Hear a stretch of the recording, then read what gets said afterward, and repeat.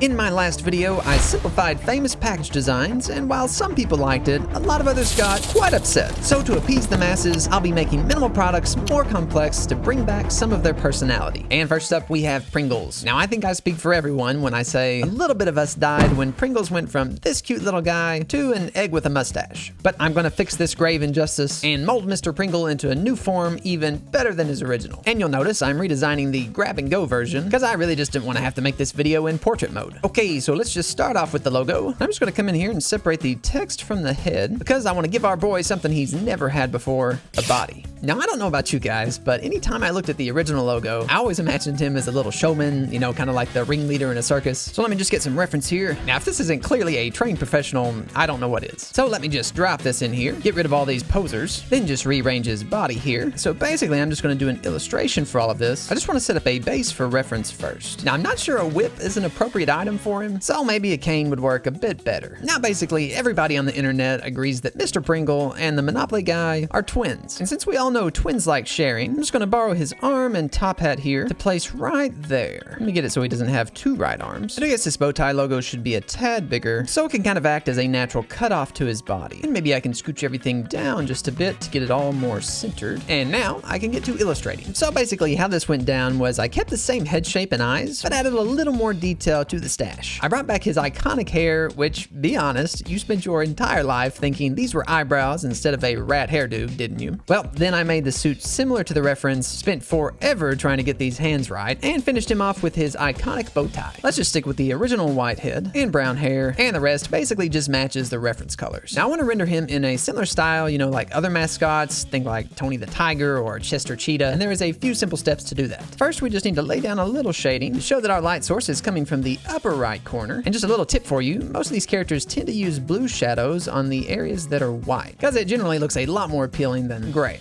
Now, one thing you'll notice, for example, is that Tony here has a nice soft shading, not hard edges. So I can just come in here and take a soft brush and soften everything up a bit. Bigger regions like this are gonna be really soft, and tinier regions will be somewhat sharper. And another thing, basically all of these mascots have is some epic rim lighting, and they've got that basically everywhere. And another little color tip for you is to use blue as your rim light on black surfaces, because that tends to almost always look better than a white rim light. Now, just a little highlight along the hair, some soft shine on the vest to make it look like slicked fabric, but a hard shine on the cane just because that's a much smoother surface. And finally, a shine on the hat, and then I'll use a little bit of line hatching to make that hat look like fabric. Now, after tweaking the lighting just a tad, I'm gonna give our man just a subtle stroke around him and a little drop shadow to help him pop off the background. Now, I don't really love the bow tie text just because everything here looks so red, so let me grab just the text part, and I think I can size that up to cover roughly the same surface area as the original badge. Maybe even give that a stroke so that all these letters feel more like a solid unit. And now I'm gonna take a cue from the original Pringles logo and make this text yellow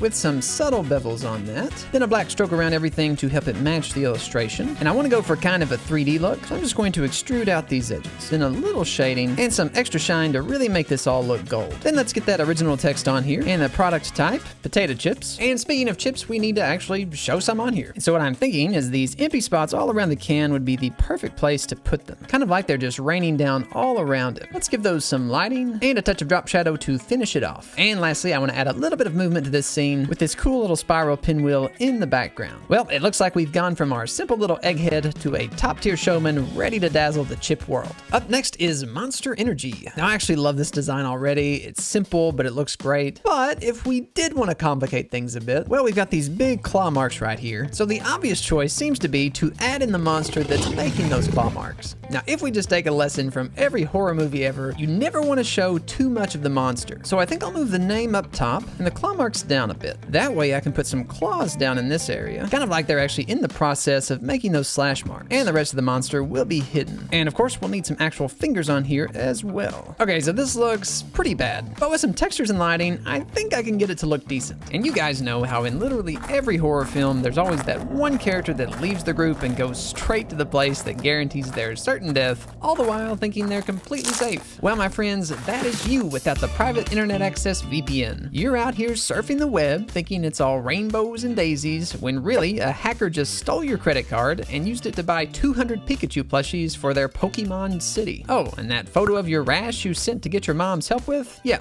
that's trending on Twitter now. A VPN stops all of that because it protects your personal information anytime you browse the web by encrypting your internet connection and hiding your IP address. And private internet access is the world's most transparent VPN because they log literally zero information about you. Plus, it's super easy to use. Just download it on practically any computer or phone you have, turn it on with one click, and you're protected. And let's just say you're like me and you want to binge watch some anime tonight. Well, Netflix blocks Spirited Away here in the US. See, it's not here. But I can just go to my VPN and choose a place where it is available, like the UK, and my IP address will change to originate from there. And just like that, now I can watch it. And this works with all streaming services, by the way. And now you can use one private internet access subscription to protect an unlimited number of your devices. So just use my link down below and you can get a whopping 83% off your subscription. Plus 4 months free. Signing up is risk-free and there's even a 30-day money-back guarantee, plus 24/7 customer support. A big thanks to Private Internet Access for sponsoring this video. Before doing any more work on the claws, I'd like to work on the scratches first. And I'm kind of wondering how it would be if I made this can look like rock. Then just come in here and select the logo, expand it a bit, and then we can fill that in with the same texture. And then that'll create this really cool 3D effect, you know, kind of like there's a rock shell around the can and the monster's ripping through it to get to that drink inside, or something like that. And now I think I want to add some texture to these marks. Let me just fix that up so it's nice and green. And then I just want to come in here and make a nice gradient so that it starts out darker here at the top and gets brighter as we move towards the claws. I guess kind of like the core of the drink is emitting light. Now let's come in here and get some green light on these edges like it's being cast out from the inside of the can. We'll just go in here and add in some sharper corners just so all of this isn't so smooth. And I've actually decided to expand those edges and just make them a little thicker. And then come in with a rim light to really help build that contrast between the background. Now getting back to the claws, I've got these really cool bones, which I think should work perfectly as a base texture for these nails. Then I've got some tree bark for a linear scratchy texture, and I'll finish it all off with a finely detailed grunge layer. And I'm thinking I want these nails to be like super rugged and cracked, with a nice variety of bigger cracks and smaller ones. I'll give those cracks a grayer color to make it look like they've been aged, and I'll come in here with some highlights, and this just really adds a ton of dimension to the claws and gets us some of that extra fine detail that we need. Finally, a touch of soft shading across this whole thing. Now as for the skin, check this out. I found this really cool little alligator head, which I think if I put it right here, I can warp the eyelid to fit right around the base of the claw, and that forms a really nice transition flat between all of our scaly part and the actual nail. I think I want this to be slightly less saturated, like maybe more of a gray tone, and then some pretty heavy shading on here. But then maybe some highlights along these ridges to help counteract that. So I just finished up the other two fingers in exactly the same way as the first, and now I'm gonna bring in some fog to have something for those fingers to reach out from, make that green, and just fade it out at the bottom so that bright green doesn't draw too much attention away from the logo. I really want some nice glow around the edge of this logo, especially here around the claws. And of course that light will be cast onto the claws themselves, which will really help just ground them into the scene. And lastly, just a few particles coming up from the bottom, because that just always looks really cool. So I'm a little conflicted because half of me thinks this turned out really cool, but the other half thinks these claws look like they came from Spyro 1. And now we've got your butter from another mother, OLakes. This brand has actually gone through several changes over the years. The original design had this full body shot of a Native American woman. The one after that was just her head, and in the end they got rid of her entirely. So now the brand is just kind of lackluster. I mean, it's not bad, it's just simple. So my mission is to bring back some life into all of this scenery. And I'll start by making this whole bottom part of the lake. Now I do like the way that these trees surround the water. I just want to extend that up through the foreground to show that the land wraps around the entire lake, which also helps us develop a little more depth in this scene. Now I'm thinking a nice big tree would look good right here on the left side. Maybe give that a bit of a branch hanging down. Yes, that is a branch. And once again, this is all just a base for an illustration I'm going to do for the entire thing. Now I probably don't want to stick a similar tree on the other side just because that's way too symmetrical. So maybe I can go with a log instead. Get us a little moss growing on top of that bad boy. Now we do need something on this upper right side to balance it with the left side. I found this really cool little rock formation that I can put right over here. Maybe a little vegetation going on top of that as well. Heck, maybe even a little bush right here between these. That's looking pretty good. But now, you know, I feel like this area over here is just too empty. So maybe a small rock somewhere down here. And heck, I'll even throw in a mushroom too. And that'll give Papa Smurf a place to live. Now let's curve this land back here a little more so we get a nice round lake. And to give this whole scene a bit of grandness, how about some mountains? I can just slope those towards the horizon, stick those on both sides. And since we all know the Earth is actually flat, we'll need to connect these so the water doesn't run off the edge of the planet. Lastly, I want to add in some clouds clouds in a circular fashion that just point right towards the logo. Do you guys see the vision yet? Probably not, but just wait. So for the art style of this current illustration, they've used kind of a pointillism style, but I want to go with something a little more interesting. I've always been a big fan of a show called Gravity Falls. I think the forest scenery in there is just incredible, so I want to do something similar with my illustration. After some quick sketching,